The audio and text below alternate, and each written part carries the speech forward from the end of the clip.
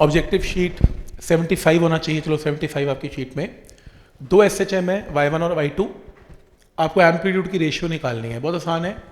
ये एम्पलीट्यूड कितना है, 10 है। और मैंने क्या बताया था, इस केस में साइन के कोफिशिएंट का स्क्वायर और कॉस के कोफिशिएंट का स्क्वायर का अंडर रूट लोगे तो A2 आ जाएगा, दोनों की रेशियो लोगे तो 1:1 आंसर आएगा। नेक्स्ट है, amplitude in a wave is represented by this equation. Resonance कब होगी? रेजोनेंस में एम्पलीट्यूड क्या हो जाता है, इनफाइनाइट। और इनफाइनाइट के लिए डिनोमिनेटर को क्या होना है, 0। तो इसको 0 पुट कर दें। अब हिट एंड ट्रायल है, ऑप्शन पुट करो। हिट एंड ट्रायल में ऑप्शन नंबर बी सेट बैठेगी, बी की वैल्यू 0 कर दो, ए और सी के बराबर आ जाएगा, दिस इज द आंसर। पर देखो ना, आपको ये पता होना चाहिए कि एम्पलीट्यूड इनफाइनाइट हो जाता है जब रेजोनेंस है, और वो करने के लिए डिनोमिनेटर को 0 करना पड़ेगा। नेक्स्ट है, a transverse wave is represented by this equation. आपको बताना है कि वेवलेंथ या फ्रीक्वेंसी की वैल्यू क्या होगी। तो ऐसा क्वेश्चन करने के लिए क्या करेंगे, कंपेयर करेंगे। करो कंपेयर। y की जो वैल्यू है इसको लिखो 2 cos ऑफ पाई को मल्टीप्लाई करो 0.5x minus 200 pi into T, ऐसे। अब कंपेयर करो a इंटू कॉस ऑफ के एक्स माइनस ओमेगा टी। तो यहां से सॉल्व करके k की वैल्यू निकाल लो, पाई इंटू 0.5, और k होता क्या है, 2 पाई बाय लैम्डा। यहां से सॉल्व करके क्या निकाल लो, लैम्डा। लैम्डा आ गया। और फिर क्या निकालना है, फ्रीक्वेंसी भी निकालनी है। कंपेयर करो, यहां से कंपेयर करके ओमेगा की वैल्यू कितनी है, 200 पाई, और फ्रीक्वेंसी क्या होती है, 2 pi into frequency 200 into pi, pi से पाई कैंसिल, फ्रीक्वेंसी 100। वेव की इक्वेशन कंपैरिजन की प्रॉब्लम है ये। तो पॉइंट समझ में आ रहा है कि कैसे इस क्वेश्चन को करना है, कंपैरिजन कैसे करना है इसमें, ठीक। नेक्स्ट है, आपको फिर से एक वेव की इक्वेशन गिवन है और क्या निकालना है, वेलोसिटी एंड वेवलेंथ निकालनी है। सेम क्वेश्चन है। तो आप क्या करोगे, 6.28 को पहले ब्रैकेट के अंदर जाके मल्टीप्लाई करोगे। मल्टीप्लाई नहीं किया क्वेश्चन गलत हो जाएगा, मैं बता रहा हूं। तो पहले मल्टीप्लाई करोगे, फिर कंपेयर करो के एक्स और ओमेगा टी के साथ। तो ये के की वैल्यू आ गई और कंपेयर करके ओमेगा की वैल्यू भी आ गई। के और ओमेगा आ गया। के क्या होता है, 2 पाई बाय लैम्डा से लैम्डा आ गया, और के होता क्या, ओमेगा बाय वी भी होता है। ओमेगा पता है, के पता है, तो सॉल्व करके वी की वैल्यू भी आ गई। इक्वेशन कंपेयर करने वाली सेम क्वेश्चन है जो ऑलरेडी हमने किए हुए हैं। तो पॉइंट समझ में आ रहा है कि क्या लॉजिक है इसका। नेक्स्ट,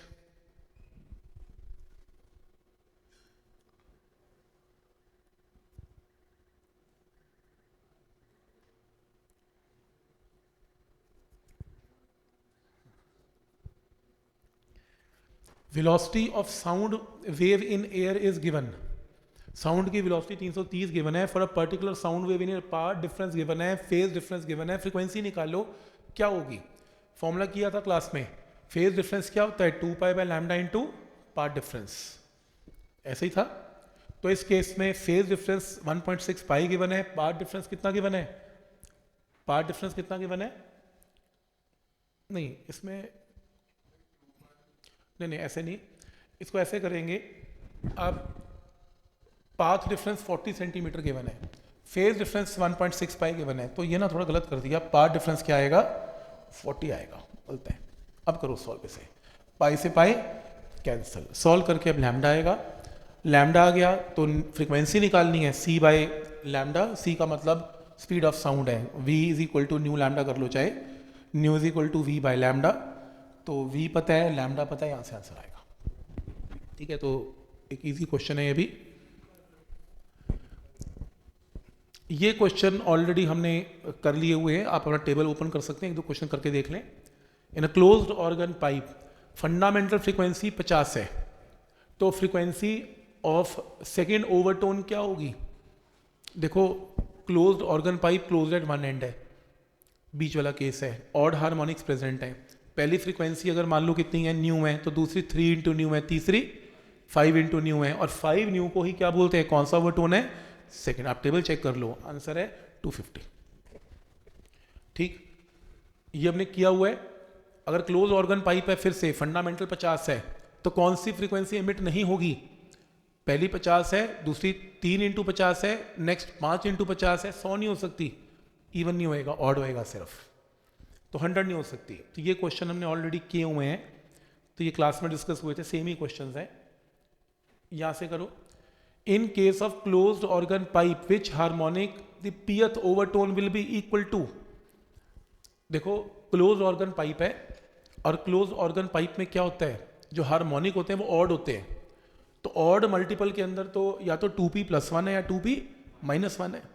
पर क्योंकि वो क्या पूछ रहा है, pth ओवरटोन है, ओवरटोन की काउंटिंग तो नीचे होती है, पीछे होती है, लो होती है, और मोड्स और जो आपके हार्मोनिक है वो बड़े होते हैं, तो प्लस में आएगा ना, माइनस में क्यों आएगा। ठीक, इन case of open organ pipe which harmonic is pth overtone, वो तो सिंपल है, pth ओवरटोन है तो हार्मोनिक की काउंटिंग एक ज़्यादा चलती है, टेबल चेक कर लो, अगर फर्स्ट ओवरटोन है तो सेकेंड हार्मोनिक है, थर्ड ओवरटोन है तो फोर्थ हार्मोनिक है, p+1 आंसर है इसमें। समझ में आ रहा है ना कैसे। तो ये क्वेश्चन किया हुआ है, ये करने की जरूरत नहीं है। और ट्यूनिंग फोक वाले क्वेश्चन, वैक्स वाले क्वेश्चन किए हुए हैं, ये इनकरेक्ट क्वेश्चन है, 17th को क्रॉस कर देना, इसे करो 18th।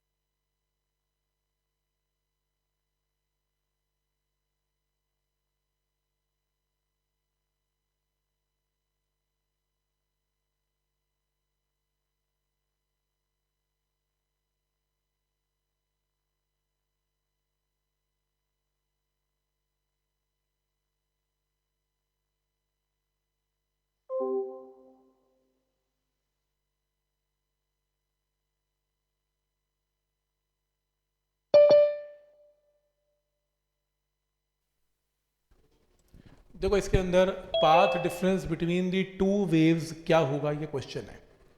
पहले एक चीज़ देख लो, सबसे पहली चीज़ ये देखनी है कि फेज डिफरेंस, देखो पाथ डिफरेंस देखते हुए निकल नहीं सकता ऐसे, फेज डिफरेंस निकल सकता है। फेज डिफरेंस के लिए भी कंडीशन क्या है कि अगर एक साइन है दूसरा भी साइन होना चाहिए, पर प्रॉब्लम क्या है, एक साइन है दूसरा कॉस है। तो मैंने क्या किया, y1 को तो कॉस साइन में लिख ही लिया एज इट इज, y2 को कॉस में लिखा, पर मैं ये चाहता हूँ कि मैं कॉस को साइन में कन्वर्ट कर लूँ, तो मैंने साइन में कन्वर्ट कर लिया। साइन में कन्वर्ट करने के लिए π/2 प्लस होल एंगल आ गया। अब ये इक्वेशन और ये इक्वेशन दोनों साइन में चल पड़ी, मेडिकल में नहीं। ठीक, पर इतना बेसिक तो लेकिन मेडिकल को पता होना चाहिए, साइन और कॉस में π/2 का क्या अंतर है, कैसे कन्वर्ट करना है, क्वाड्रेंट्स इतना तो बेसिक आना चाहिए। तो ये y1 और y2 आ गया, आप कर ही लो इसे, तो ये वैल्यू आ गई। अब आप इन्हें माइनस कर सकते हो, देखो अगर आप इसमें से इसे माइनस करोगे तो आपके पास फेज डिफरेंस आ जाएगा, और फेज डिफरेंस कितना आ रहा है, ये फेज डिफरेंस है। आपको क्या निकालना है, पाथ डिफरेंस, और हमने एक फॉर्मूला किया हुआ है। हमने फॉर्मूला क्या किया कि जो फेज डिफरेंस होता है वो 2π/λ इंटू पाथ डिफरेंस होता है। तो पाथ डिफरेंस किसके इक्वल होगा, cross multiply λ/2π into phase difference. अब क्योंकि तुमने फेज डिफरेंस तो निकाल लिया हुआ है, इसको λ/2π से मल्टीप्लाई करके आंसर आ जाएगा। तो कभी भी पाथ डिफरेंस दो इक्वेशन से निकालना हो सीधा नहीं निकलेगा, पहले क्या निकलेगा, फेज डिफरेंस, फिर फेज डिफरेंस से क्या निकलेगा, पाथ डिफरेंस, ऐसे होगा। पॉइंट समझ में आ रहा है कि क्या लॉजिक है इसका। ठीक,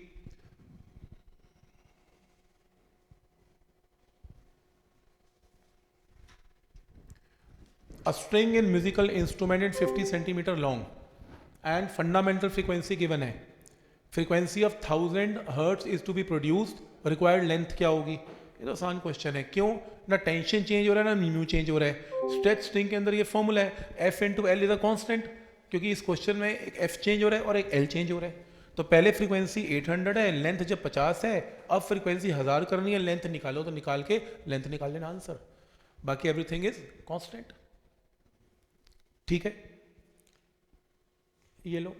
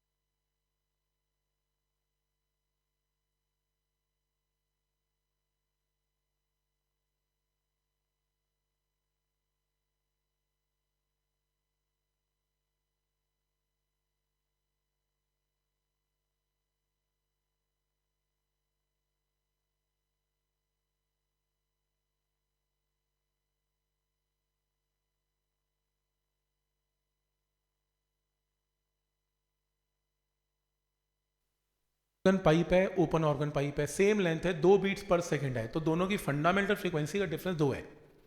तो ये ओपन में फ्रीक्वेंसी v/2l होती है, क्लोज में v/4l होती है, तो यहाँ सॉल्व करके v/l निकाल लिया।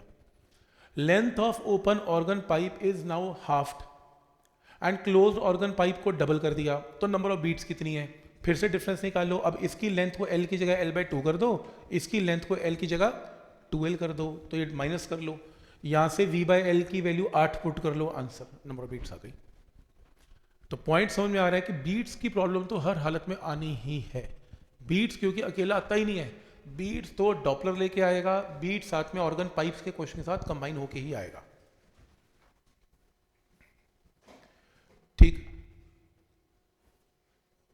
जैसे इस क्वेश्चन में string is under tension so that its length is increase by 1/n time the original length. ठीक है, लेंथ 1/n टाइम हो गई। Ratio of fundamental frequency of longitudinal vibration and transverse vibration. अब प्रॉब्लम समझो, longitudinal का तो formula ये है नहीं, ये तो ट्रांसवर्स का फॉर्मूला स्ट्रिंग में। लॉन्गिट्यूडनल का फॉर्मूला तो यंग मॉडल्स की फॉर्म में होता है y/ρ। तो ये v1 और v2 का फॉर्मूला लिख लिया बेसिक। अब क्या किया, म्यू क्या होता है, mass by length. Mass by length में इसको ऐसा लिख सकते हैं, लेंथ को एरिया बाय वॉल्यूम, क्योंकि वॉल्यूम बाय एरिया क्या होता है 1/लेंथ, तो ऐसा लिख लिया। ऐसा या उल्टा लिख लो, आप बेसिकली क्या करना चाहते, आप डेंसिटी की फॉर्म में लिखना चाहते हो, आप ऐसा लिख लो, मास को लिख लो वॉल्यूम इनटू डेंसिटी, तो भी सही है। तो यहाँ से mass upon volume is density, area की जगह ए, तो म्यू इज ρ इनटू ए। ठीक, तो एक काम करते हैं, v2 के फॉर्मूले में म्यू को पुट करते हैं ρ इनटू ए। अब एक काम करते हैं, ये क्वेश्चन नंबर 1 है, ये क्वेश्चन नंबर 2, इन दोनों को डिवाइड करके आपका ये रेशियो आ जाती है। लेकिन आपका आंसर n की फॉर्म में नहीं, सब कैंसिल होना चाहिए सब कुछ। तो अब यंग्स का फॉर्मूला लिखो, force by area delta L/L, और फोर्स यहाँ पर क्या है, टेंशन, F की जगह T पुट कर दिया। अब आप इस यंग्स मॉडल्स को यहाँ पे पुट कर दें, यहाँ पे जब पुट करेंगे तो सब कुछ कैंसिल होता हुआ क्या बचेगा, L/Δl raise to power half. इसको रेसिप्रोकल लेंगे तो रेज़ टू पावर -½ अब आपको ये गिवन है, फ्रैक्शनल चेंज इन लेंथ क्या गिवन है, 1/n। तो चेंज इन लेंथ का जो फ्रैक्शन है 1/n, तो यहाँ पर 1/n रेज़ टू पावर -½ को सॉल्व करेंगे तो √n की फॉर्म में आंसर आएगा। थोड़ा मैथ्स लगेगा इसमें अपना, मतलब ये कोई सोच नहीं सकता था कि ऐसा भी होगा। तो यंग मॉडल्स को टेंशन की फॉर्म में लिख के सब कुछ कैंसिल करके ही आंसर आने वाला है। और इस क्वेश्चन के अंदर एम्पलीट्यूड ऑफ द वेव, वो कह रहा है वेव की इक्वेशन ऐसी है एट टाइम t = 0 और ऐसी है एट टाइम t = 2। आपको क्या निकालना है, वेलोसिटी ऑफ द वेव निकालनी है। देखो जो इक्वेशन में t = 0 है, यहां से ना आइडिया नहीं हो पाएगा आपको, ये इक्वेशन उठाओ, इस इक्वेशन में कंपेयर करो। कोई भी वेव का जो फंक्शन है वो दो तरीके से कंपेयर हो सकता है, या तो vt minus x, x minus vt, या फिर ऐसा भी कर सकते हो kx माइनस ओमेगा टी। तुम ऐसा कर लो, kx माइनस ओमेगा टी से कंपेयर कर लो, k आ जाएगा, ओमेगा आ जाएगा, और v k क्या होता है, ओमेगा बाई v, वहां से वेलोसिटी निकाल लो आंसर। तो तुम ऐसा कर सकते हो, इसमें इसकी जगह लिखो kx और ये क्या है ओमेगा टी। कंपेयर करके k की वैल्यू तो 1 आ गई, कंपेयर करके 1x, और ओमेगा की वैल्यू भी एग्जैक्टली 1 आ गई। ठीक है, तो यहां से सॉल्व करके आपको क्या निकालना है, नहीं 1 नहीं आएगी, इसमें कुछ गड़बड़ है, इसमें हाफ क्यों आएगी, क्योंकि टाइम t = 0, हाँ 2 सेकेंड है, टाइम t = 2 सेकेंड हुआ है। और अगर 2 सेकेंड है तो आप मन में ऐसे लिख सकते हो 1 + x माइनस, आपको t की फॉर्म में चाहिए ना, t की फॉर्म में अगर मुझे t लिखना है, मन में सोचो t की वैल्यू कितनी है 2 सेकेंड, तो इसका कोफिशिएंट क्या होना चाहिए, हाफ, तब जाके वो 1 बनेगा ना।